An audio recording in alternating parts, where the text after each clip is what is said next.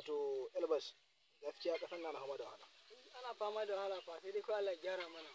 Wato ni abin da yake bani mamaki, wato kai kana ganin kana shan wahala, amma wallahi in kuka zauna da wani ya karanta maka a halin da yake ciki, wallahi gaskiya sai kaga kai matsalan ka ma ba matsala ba tashi shine matsala, saboda wannan rayuwar fa ta riga ta yi tsada kai din da baka tunani.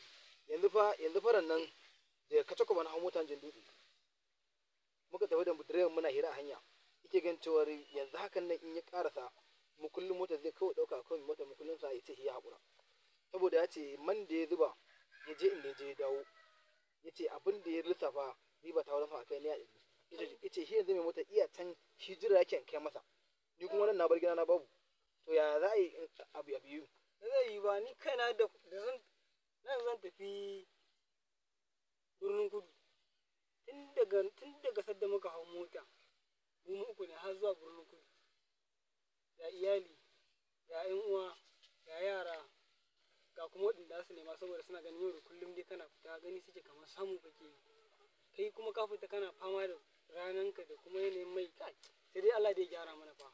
gaskiya na yawa da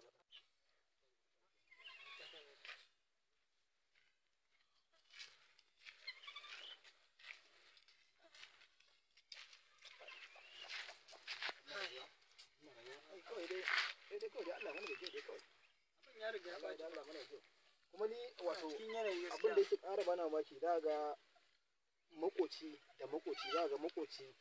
Allah ya hore masa yadda zai yi, amma kuma ga makocinsa iya kwana da yunwa ba zai iya taimaka masa ba. Babu taimako fa a halin yanzu ake. sai ga kuna tare mutum kana gidanka da yunwa, shi kuma ga abinci ake yi, abincin da da ibo gidanka ya lalace an zo an zuba shi akan jiji. Wannan wata rayuwa ce, ba za a yi ba taimako. Ba dole ma taimako kala su ringa samu ba. Dole ba ma dinga haɗa da masifa iri ba. Ko makocinka ba za ka taimaka masa ba. Makocinka kan da yunwa, makocinka ya kun da yunwa a gidansa, kai kuma nan gidanka ga abinci har ka ce yayi yawa, ka ebo ka zuba shi akan juji.